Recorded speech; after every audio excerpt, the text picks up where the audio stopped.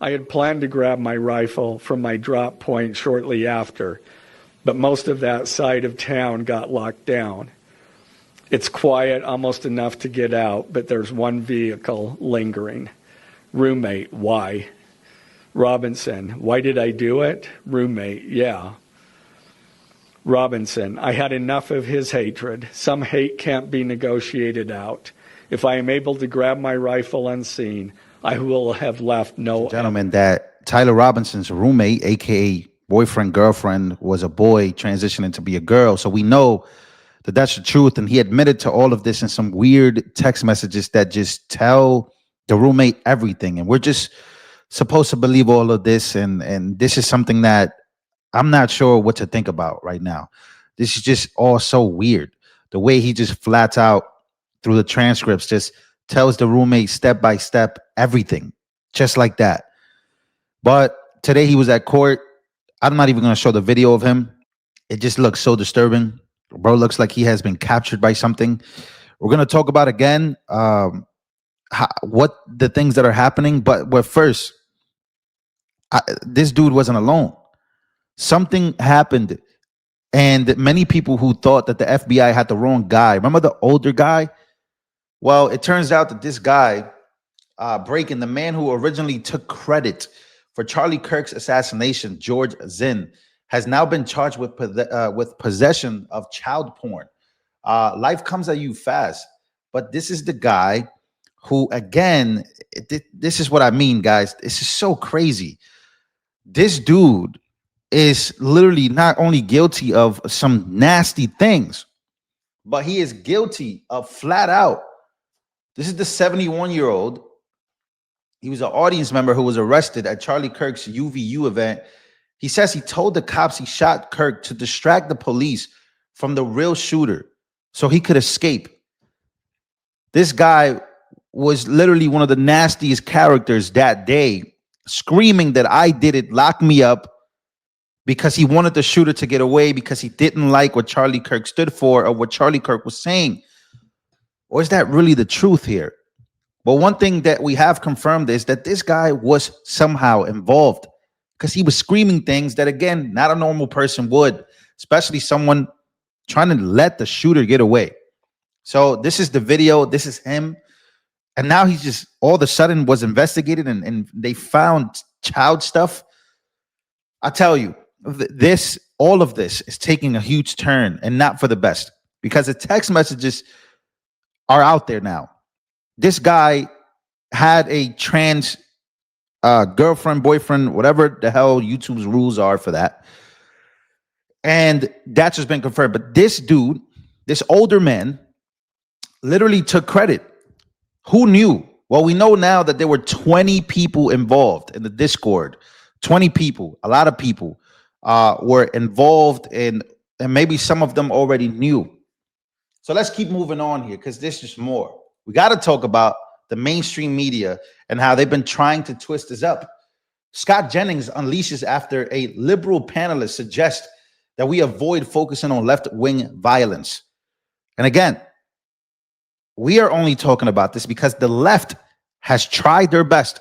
I saw a video yesterday of the left, literally, someone from the left. I'm not going to name who. It's just he was a liberal influencer. I'm not even sure what his name really is.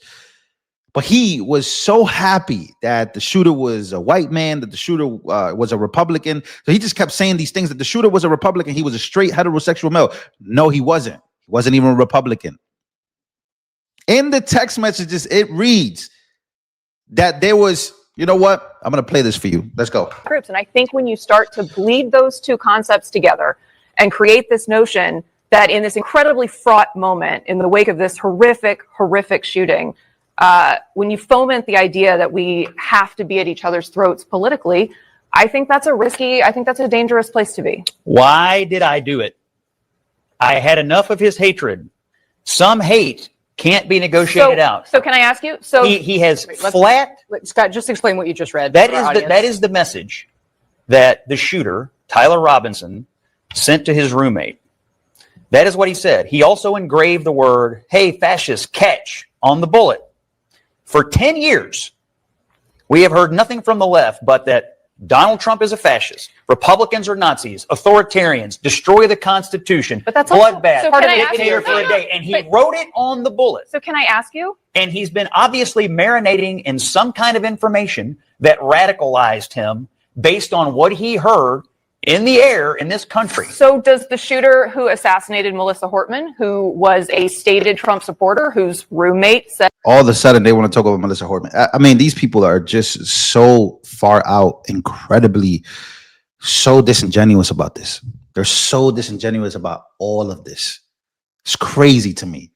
It's so wild to me that all of these people are now using her death, right? After the political assassination attempt on Trump, after what happened in Minnesota. I mean, man. Trump supporter whose roommate said... Are you trying to equate these two things? Can you let me finish my thought, please? Please. We're talking about two people in politics who both... I'm asking you, does that shooter represent the entirety of the MAGA movement? Of course not. I would never argue that. I don't think you would argue that. So why is it acceptable to use this moment to argue that somebody, a sick individual who committed a horrific crime... How do you know he's sick? ...is somehow... Are you here to argue for his sanity? I'm here to argue. All I know is what the prosecutor said today. He read very lucid messages from a shooter who was motivated by political hate, who had a plan to get away with it. He did not sound like a deranged person. He sounded like someone who had decided to take it upon himself to rid the world of someone that he hated politically, that he thought that the world would be better off without that. That's different than some deranged lunatic showing up off the street. His actions were horrific, but to assign the specific, hateful, violent, awful actions of somebody on an individual on the right or an individual on the left, I don't know that you're right about what happened in the Minnesota. Political conversation is incredibly dangerous and irresponsible in this moment. Well, I think it's dangerous and irresponsible for nobody to take responsibility for 10 years of the use of the language. Fascism, Nazi, authoritarian, so on and so forth. It's on the bullet case. I have seen nothing but Democrats in the wake of this murder saying that it was awful. You've seen nothing? I have seen them literally nothing. Elected Democrats, I have seen them saying nothing but it was horrific, that they condemn it, that they are sorry for his family, that this is BS.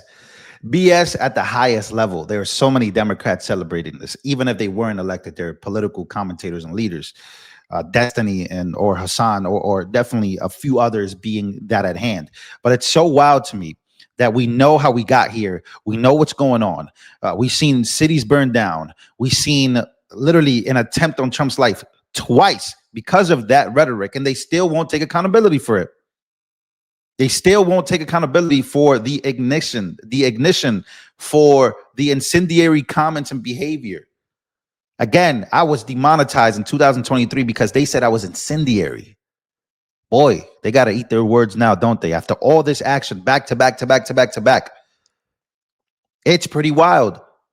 How did we get here? Well, do you really want to know?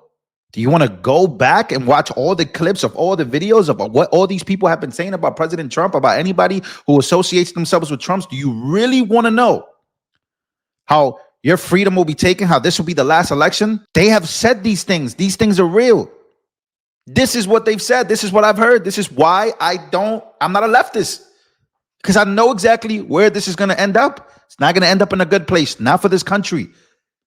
You got 71-year-olds going on the ground screaming to help a shooter get away because they thought that guy, and they thought that their moral obligation was to take that guy out because of what's been built up in the media. These politicians think that it's a joke. This is where I never do the both sides things, because it's never really equal on both sides. I'll call out the side that I need to call out. But here's where I will both sides this. A lot of these politicians, a lot of these big donors, they don't care. They just want to see us all go down in flames. They do. A lot of them. Think they care? You think these politicians care? These politicians have been igniting this for a very long time. They've been saying some very wild, uncontrollable things that I just felt, man, I can't believe this person's saying that. Do you know what a person's moral obligation then becomes when you paint somebody as Hitler?